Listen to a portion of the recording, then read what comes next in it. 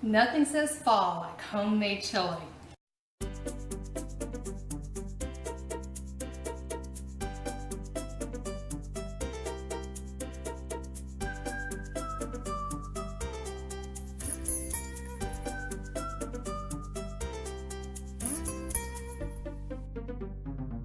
Hello, I'm Renee with Modern Homemakers, and today I'm going to share my vegetarian chili recipe with you.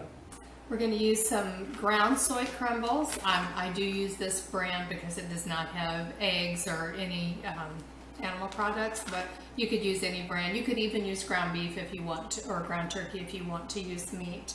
I'm going to use a little bit of the spray olive oil, not very much because I try not to use too much oil. Onion, bell pepper, some chili powder, canned tomatoes. You could use fresh tomatoes or you could use frozen tomatoes, and a variety of beans. I'm going to use canned beans today just because that's faster. You could buy dehydrated beans and be even healthier, but just to make it super easy, I'm going to use some canned beans, a variety of kidney beans, pinto beans, and black beans. If you want more kick in your chili, then you could use adobo and cumin, but that is optional. That's a lot spicier. I'm going to put just a little bit of a spray of this olive oil. Now you could do it without any oil at all. I try to radically reduce the amount of oil I use, so that's a pretty minimal amount in an entire pot of chili, just a little bit on the bottom of the pan. Then I'm going to put those ground soy crumbles, veggie crumbles in there, and start to just kind of saute them a little bit. While that's starting to brown, I'm going to chop up my onion. I'm going to show you my way of doing the onion just because I think I've seen other people kind of cut onions and it seems real inefficient. I think this is a very efficient, fast way to do it. So I peeled it and then I just cut it in half. And then that half, put your fingers on the outside to kind of keep it together.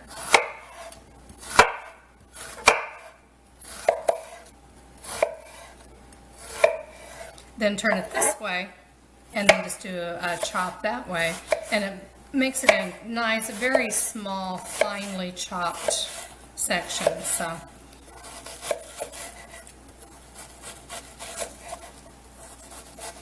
Watch out when you get close to the end. And that's it. You can see how fine that is. And I think I'm going to just start with half an onion. I really think that will be enough, and add that to my ground soy crumbles.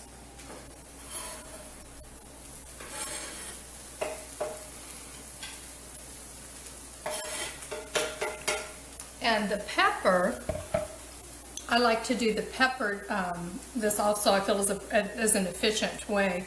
You just kind of cut down most of the way through and then pop it open. And then this comes out super easy. That center section, you just pop that out.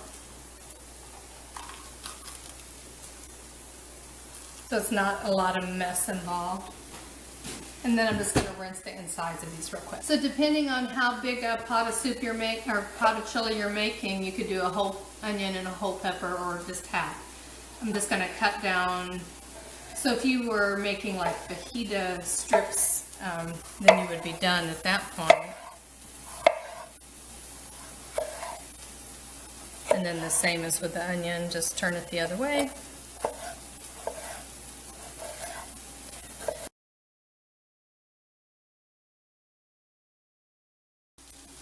I'm going to put some chili powder on the soy crumbles. Soy crumbles don't really have a flavor. They just kind of take on the flavor of whatever you cook them with. So I like quite a bit of flavor in there, so I'm going to sprinkle pretty heavily.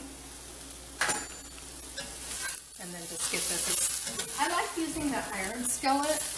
You don't have to use, a lot of things you could do with no oil at all, or very little oil with that heavy iron skillet. My iron skillet was my grandmother's, so we're calculating that the skillet is probably 100 years old. So definitely a good investment.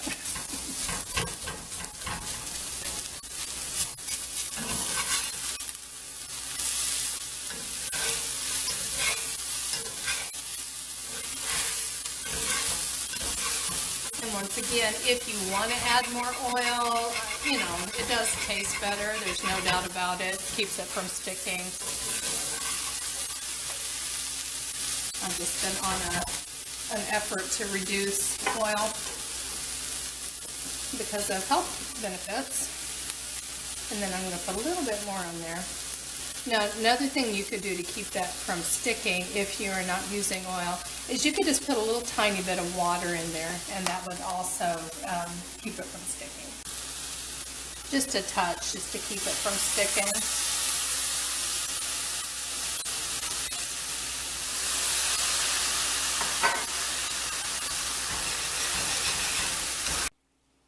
Okay, this has sauteed and looking good, tasting good, a little taste test.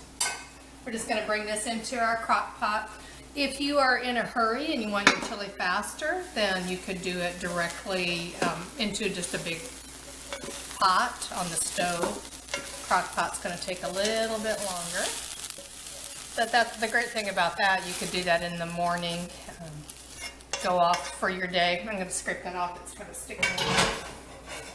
Go off for your day, and then when you come home, dinner is ready.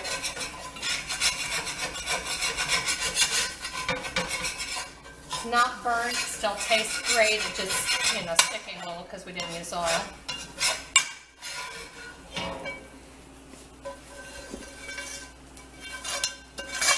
I've had many people eat my chili, lasagna, spaghetti, things like that, and not realize that it doesn't have meat in it.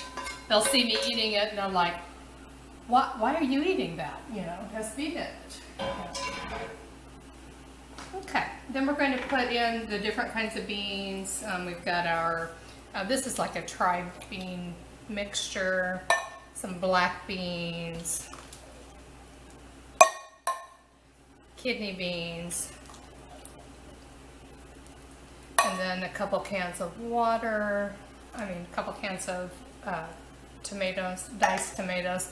I'm using the no added salt beans and tomatoes, which is healthier. My husband has heart problems, and so that's one of the things we had to reduce. And so if you want to use the ones with salt, then that's going to give it, you know, a different flavor. So let's do one more can. It's going to be tight, but we like it beany. Oh yeah, that's a nice, thick, hearty chili. I'm going to put some more chili powder. And remember, if you want it spicier, you'll just put in more spices like adobo and cumin. Those are the spices that'll make it hotter. Chili powder has a good flavor to it, and it's not super spicy. Then we'll let this simmer here for about, could be all day, at least 2 or 3 hours, but it could be all day if you need it to be. And then throughout the day you can just kind of taste test it. The longer it simmers, the better it's going to taste.